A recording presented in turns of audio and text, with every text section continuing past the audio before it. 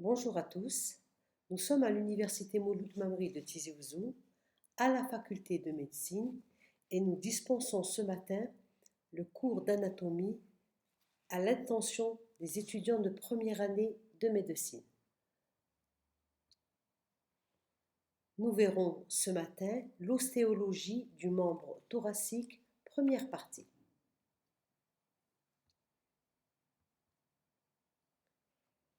Le squelette du membre thoracique se place sur l'épaule, le bras, l'avant-bras et la main.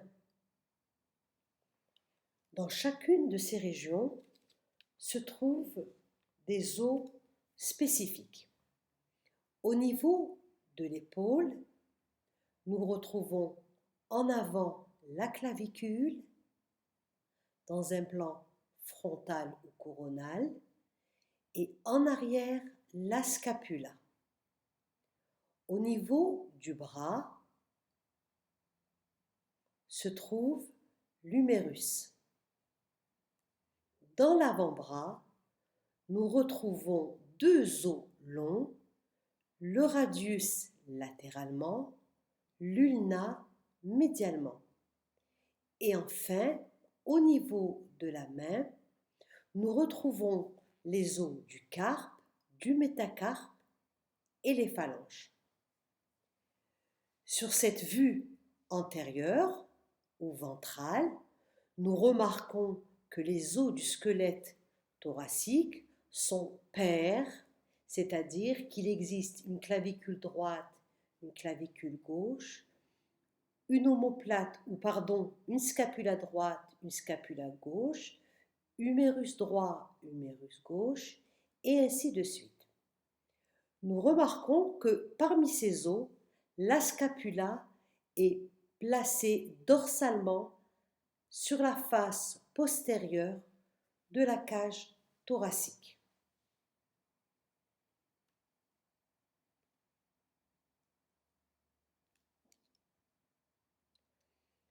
Commençons l'étude de ces os par l'étude de la ceinture thoracique.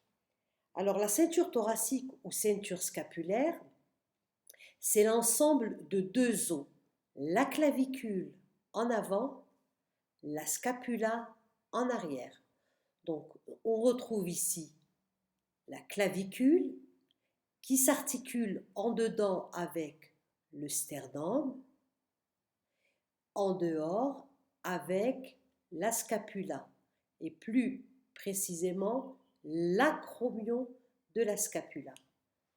Le deuxième os de la ceinture thoracique est la scapula que nous avons vu plaquée à la face dorsale du thorax.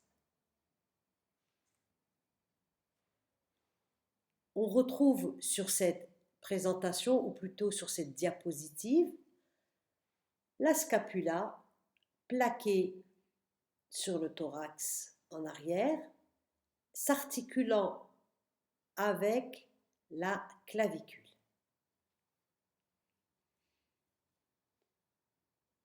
On remarque également que la scapula va s'articuler avec la tête de l'humérus dans une articulation qui est la scapulo-humérale.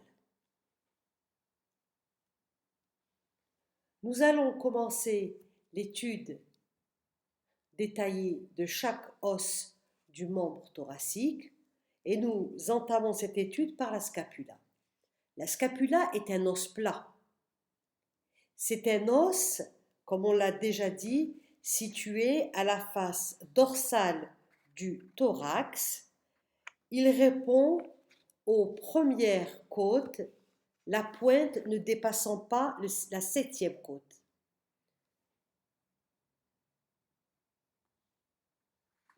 La scapula est orientée dans l'espace de telle façon à ce que l'apex ou la pointe soit orienté vers le bas. L'angle le plus volumineux soit orientée en haut et latéralement.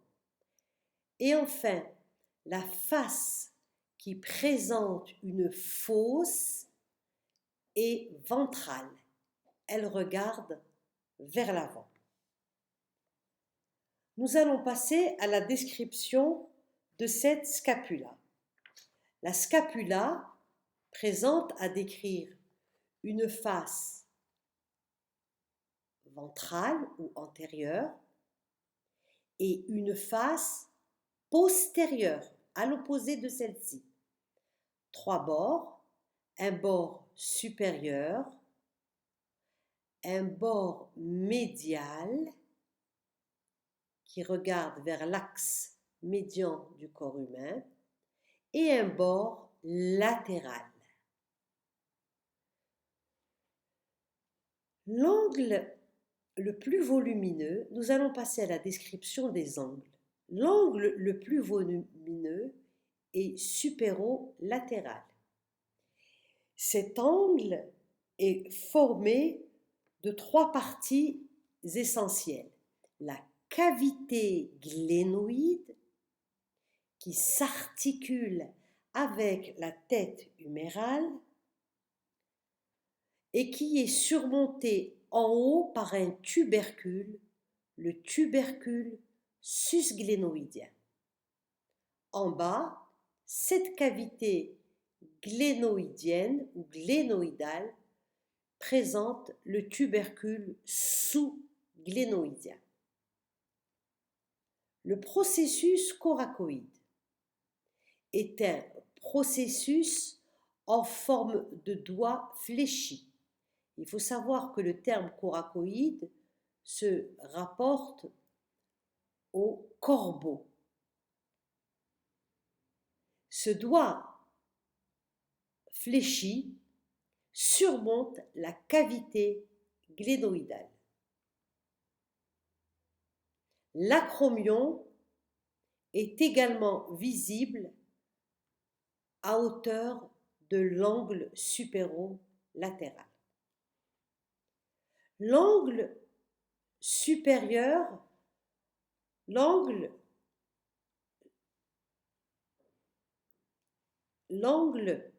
supérieur réunit ou supéromédial réunit le bord supérieur et le bord médial. La pointe, on l'a dit, ou apex, est orientée vers le bas. Concernant le bord le plus court est le bord supérieur ou le bord cervical. Il est séparé latéralement du processus coracoïde par l'incisure scapulaire. Le bord médial ou bord spinal est le plus long. Il présente une angulation au tiers supérieur.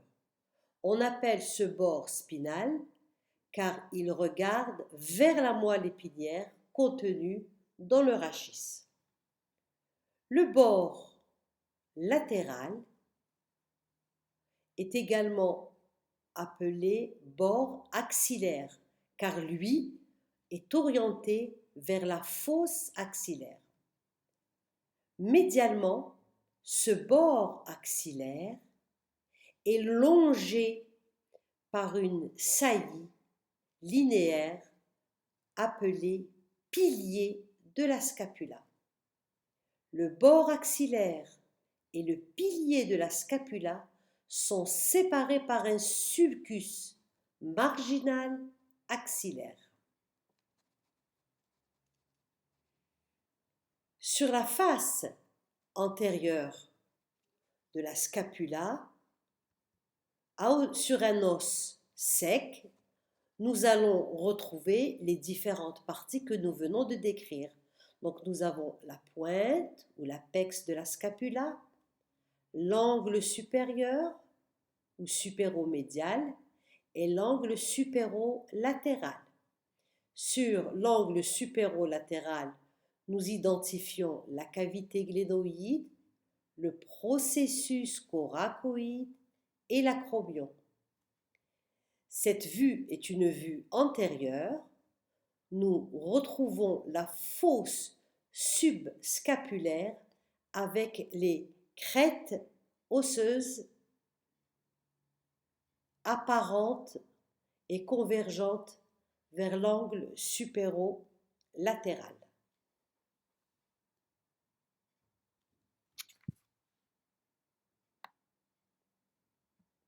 Nous passons maintenant à la description de la face postérieure.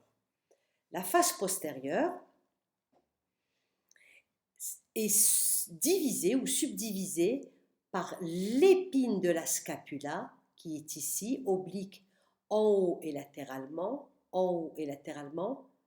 l'épine de la scapula, divise la face dorsale en deux fosses, une fosse supraépineuse, c'est-à-dire au-dessus de l'épine, et une fosse infraépineuse, en dessous de l'épine. Ces fosses vont donner insertion à des muscles qui portent le même nom. Sur l'épine, on retrouve un tubercule qui est le tubercule du muscle trapèze. L'épine se prolonge latéralement par l'acromion.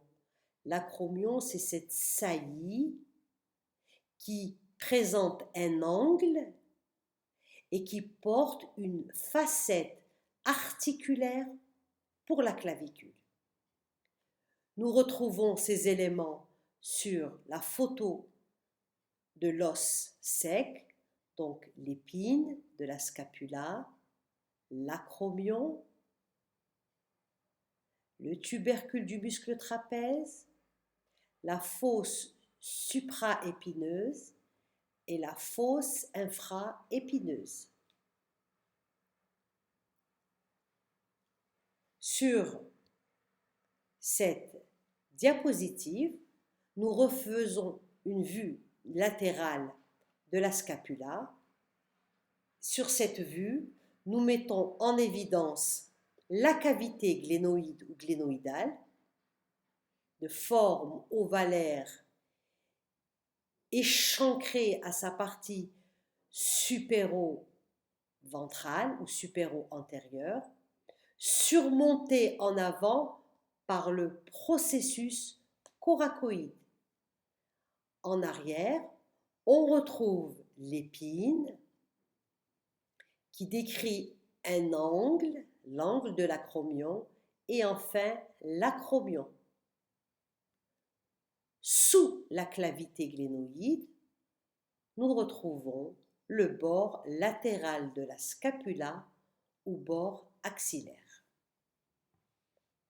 Voilà pour la description de la scapula. Les détails sont donnés dans le cours en PDF. Nous passons à la clavicule. La clavicule, ou petite clé, est un os long.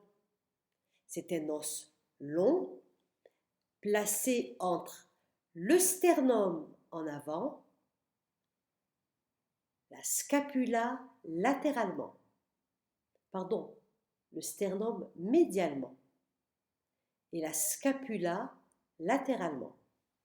Cet os est placé dans un plan coronal. C'est un os long. On lui décrit ainsi une diaphyse et deux épiphyses, une épiphyse médiale et une épiphyse latérale. L'orientation de la clavicule se fait de telle façon à ce que la face supérieure soit orientée en haut. C'est la face qui est la plus lisse. L'extrémité médiale est volumineuse, quadrangulaire. Le bord antérieur est convexe dans les 2/3 médiaux, concave dans le tiers latéral. Donc c'est l'orientation de la clavicule. La face lisse en haut, l'extrémité aplatie latéralement. Le bord antérieur, il est convexe en avant dans les 2 tiers médiaux. Nous allons décrire cette clavicule. La clavicule, sur ce premier schéma, est prise en vue supérieure. C'est une vue supérieure de la clavicule sur les 2 schémas. Nous avons vers le bas le bord ventral ou bord antérieur, en arrière le bord postérieur, latéralement l'épiphyse latérale, également appelée épiphyse acromiale, puisqu'elle s'articule avec l'acromion de la scapula. Et enfin, l'épiphyse médiale ou sternale qui répond au sternum. Comme nous l'avons déjà dit, la face supérieure est lisse, sans plus de détails, elle est sous-cutanée. Lorsque l'on met la main, lorsqu'on place les doigts à la base du cou, on retrouve cette clavicule vers l'avant. Sur la face inférieure, nous avons quand même un peu plus d'éléments à décrire. Alors, nous avons d'abord, à la partie moyenne de la face inférieure, on se réfère toujours à l'orientation, hein. Donc sur la face inférieure, à la partie moyenne, on retrouve la gouttière du muscle subclavier, qu'on appelle sulcus du muscle subclavier, et juste en dehors, on retrouve le foramen nourricier ou le trou nourricier. Par ce trou passe l'artère nourricière de la clavicule. Latéralement, on retrouve vers l'arrière le tubercule conoïde et vers l'avant la ligne trapézoïde. La ligne trapézoïde et le tubercule conoïde donnent insertion au ligament de même nom.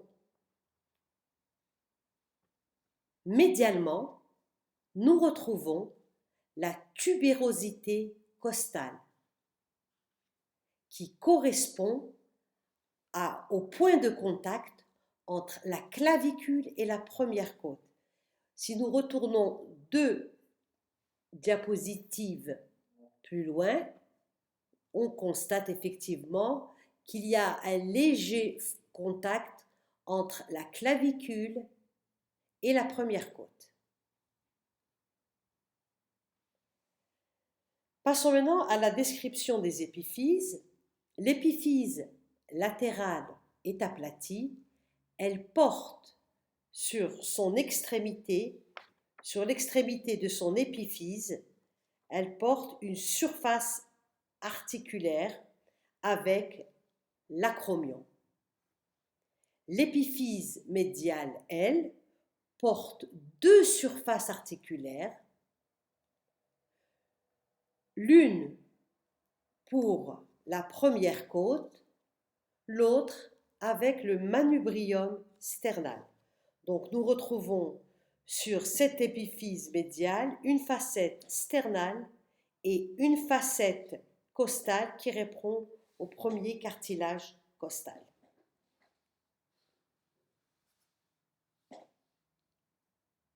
Nous arrivons à l'humérus. L'humérus, comme nous pouvons le constater sur cette première diapositive, est un os long. Long pourquoi? Parce qu'il présente 2 épiphyses, une épiphyse proximale, une épiphyse distale, réunies par une diaphyse. Sur l'image de gauche nous avons une vue antérieure avec l'orientation proximale en haut, latérale à gauche.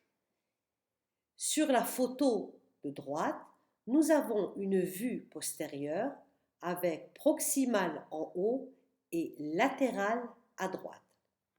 Nous allons passer à la description de cet os. Mais d'abord, nous allons orienter cet os. Alors, pour l'orienter, nous allons choisir 3 critères.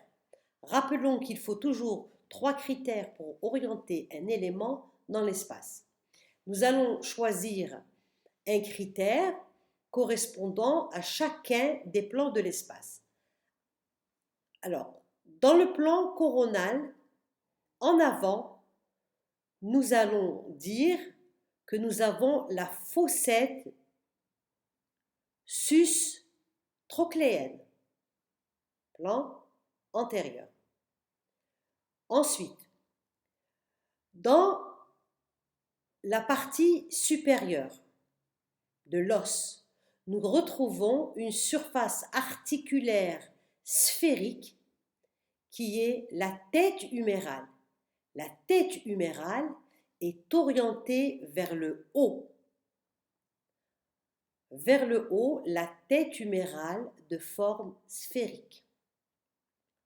Deuxième critère, nous recherchons un troisième critère, l'épiphyse. L'épiphyse la plus saillante de l'extrémité distale et médiale. Donc voici l'extrémité avec cette épiphyse ou cet épicondyle très saillant qui est médial. Vous remarquez que l'épicondyle médial est plus saillant que l'épicondyle latéral. Donc voilà pour l'orientation, 3 critères. Je reprends ces 3 critères, mais vous pouvez en choisir des autres. Alors, on a dit en avant la fosse sus-trochléenne, en haut l'extrémité arrondie, la plus volumineuse, la tête humérale, et médialement l'épicondyle, la plus saillante.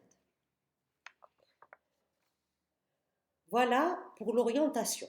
Nous allons maintenant passer à la description de l'os dans le détail. Alors, on va commencer par la description de la diaphyse. La diaphyse de l'humérus est prismatique, triangulaire à la coupe. Ça veut dire quoi? Ça veut dire que si on réalise une coupe axiale dans l'axe longitudinal, nous allons retrouver une face postérieure, une face médiale et une face latérale. D'accord? Je vais essayer de mettre un petit schéma. Bon, je ne sais pas si j'arriverai à le faire à main levée. Bon, on va essayer celle-là. Allez. Donc, on a une face postérieure. On va avoir une face postérieure qui va être orientée vers l'arrière. Bon, mais je crois que j'y arrive pas, je m'excuse. Il faudra que je m'entraîne un peu plus. Donc, on retire, on enlève. Voilà.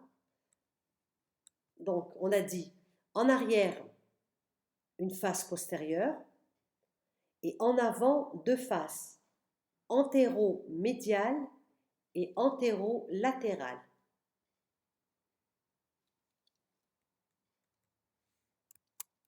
On reprend l'écriture de ce qui s'est effacé. Voilà, l'humérus. Donc le corps prismatique triangulaire avec 3 faces et 3 bords. Une face postérieure, une face antéro-médiale et une face antéro-latérale. Nous retrouvons ici le bord antérieur, ici le bord médial et ici le bord latéral. Sur cette vue postérieure, nous retrouvons la face postérieure. Et la face postérieure, elle a une caractéristique très importante, c'est celle de présenter à sa partie moyenne le sulcus ou la gouttière du nerf radial. C'est la caractéristique essentielle de cette face postérieure. La face médiale n'a pas de particularité. La face latérale, elle, présente le V deltoïdien. C'est une saillie en forme de V placée au tiers supérieur de la diaphyse sur laquelle se termine le muscle deltoïde. Voilà pour la diaphyse. L'épiphyse proximale. L'épiphyse proximale, elle est formée de deux parties, une partie articulaire et une partie non articulaire. La partie articulaire est ici. Elle est sphérique. C'est la tête humérale. La tête humérale est ici. Voilà la tête humérale. Ici, sur la vue antérieure, ici, sur la vue postérieure. La tête humérale est rattachée au restant de l'épiphyse proximale par le col anatomique. Donc le col anatomique, il va séparer la tête humérale du reste de l'épiphyse proximale. L'épiphyse proximale, elle, est séparée de la diaphyse par le col chirurgical. Donc le col chirurgical est ici, voilà, ici. Il sépare l'épiphyse proximale de la diaphyse, pardon, et le col anatomique est ici. Voilà, il sépare la tête humérale du reste de l'épiphyse proximale. Sur cette épiphyse proximale, nous retrouvons trois éléments majeurs. D'abord ici, on a un tubercule qu'on appelle le tubercule majeur. Ici, nous avons le tubercule mineur. Et entre les deux se trouve, ici, entre les deux, le sulcus intertuberculaire. Donc tubercule majeur, tubercule mineur, sulcus intertuberculaire. Ici, sur la face postérieure, nous ne distinguons que le tubercule majeur. Concernant l'épiphyse distale est formée de deux parties. Une partie, regardez, centrale, qui est articulaire, qui est recouverte de cartilage sur un os frais. La partie centrale est articulaire, avec d'abord le capitulum, latéralement, le capitulum, la zone ici capitulo-trochléaire, et enfin la trochlée humérale, qui a la forme d'une poulie avec deux joues, une joue médiale, une joue latérale. Entre les deux joues, nous retrouvons la gorge. La trochlée est surmontée d'une fossette qu'on appelle fossette coronoïdienne ou sus trochléenne. Le capitulum est surmonté par la fossette radiale. Il faut savoir que le capitulum va répondre à la face supérieure de la tête radiale. La trochlée va répondre à l'incisure trochléaire de l'ulna, et ce, dans l'articulation du coude. Donc, dans l'articulation du coude, 3 os vont s'unir, vont rentrer en contact. Ce sont l'humérus, pour le coude je parle, l'humérus, l'ulna et le radius. Le radius va rentrer en contact du capitulum, l'ulna va rentrer en contact avec la trochlée humérale. On remarque que sur la face postérieure de l'os, le capitulum n'est plus présent. Le capitulum est absent et uniquement la trochlée est visible sur la face postérieure. La trochlée étant surmontée par la fossette olecrânienne. Nous venons de décrire la partie centrale articulaire. Mais nous remarquons que sur les côtés, du côté médial et du côté latéral, nous avons des épicondyles. L'épicondyle latéral, l'épicondyle médial.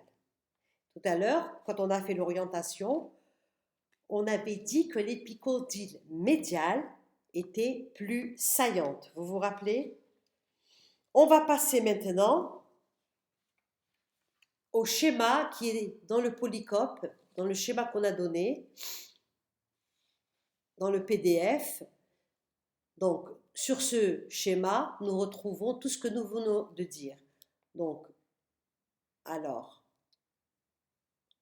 voilà, on retrouve l'épiphyse proximale, le col anatomique qui sépare la tête humérale du reste de l'épiphyse proximale.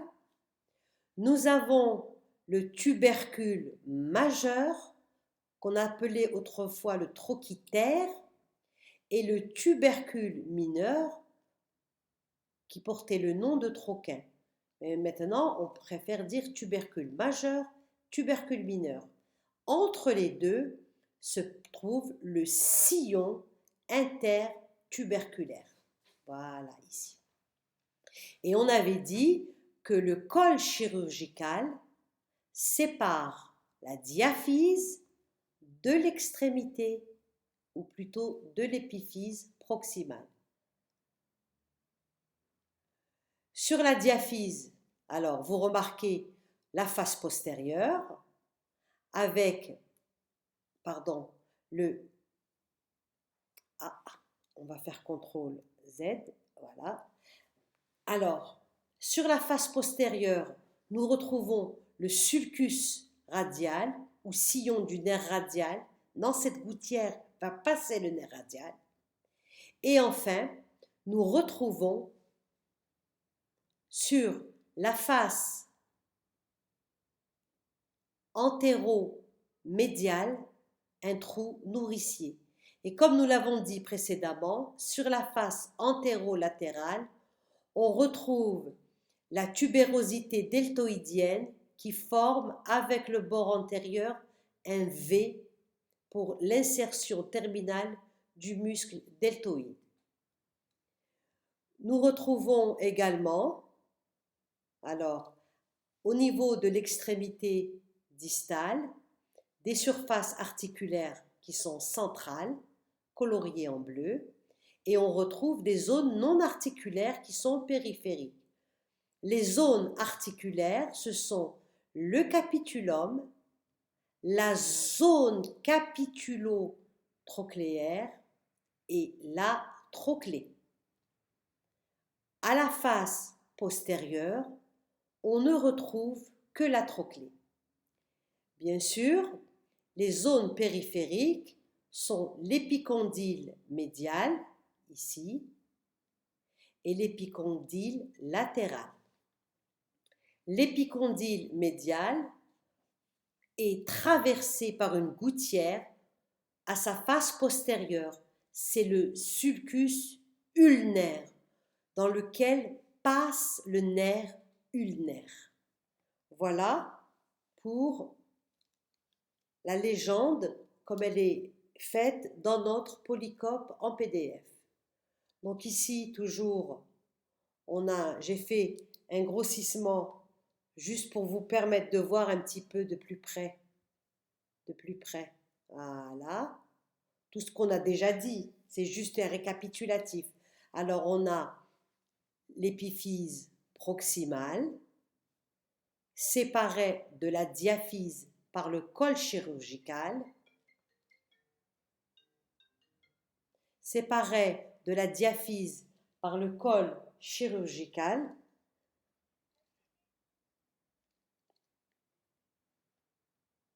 séparée de la diaphyse par le col chirurgical.